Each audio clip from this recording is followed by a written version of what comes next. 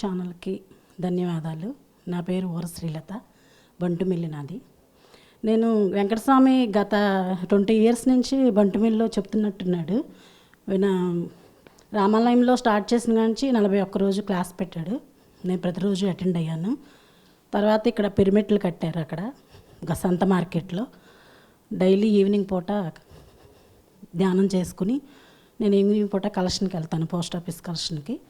ఒక 1 hour అక్కడ కూర్చుని పోస్ట్ ఆఫీస్కి కలెక్షన్కి వెళ్తే 2 అకౌంట్లు అనుకునేదాన్ని 5 అకౌంట్లు వేసేవాళ్ళు.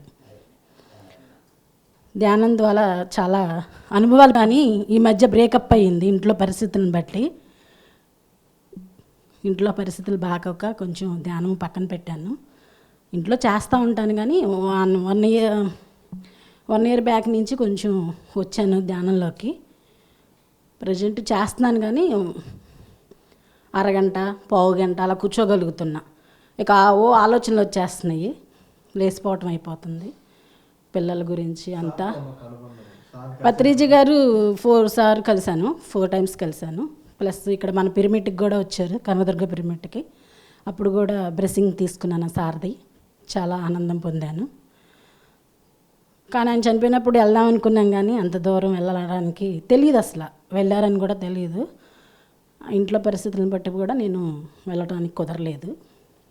వెంకటస్వామి మటుకు చాలా, మా రేవతి మేడం గారు కానీ వెంకటస్వామి కానీ ప్రతి చిన్న విషయానికి కూడా ఫోన్ చేసి ఇదమ్మా అని చెప్తారు. క్లాసెస్ 6 నెలలకి అమావాస్య పౌర్ణానికని క్లాసెస్ జరుగుతాయి అని చెప్పి మేడం గారు కూడా రాత్రి మెసేజ్ చేసి ఫోన్ చేశారు రండి అని. సరే నేను ఈవినింగ్ మధ్యాహ్నం 3 అన్నారని నేను ఫోన్ చేశాను. లేదు 6:30కి రాలత అన్నారు మేడం గారు. మేడం గారు కూడా బాగా అసలు ఆ మేడం గారు అనుభవాలు అన్నీ బాగా చెప్తూ ఉండేవాళ్ళు.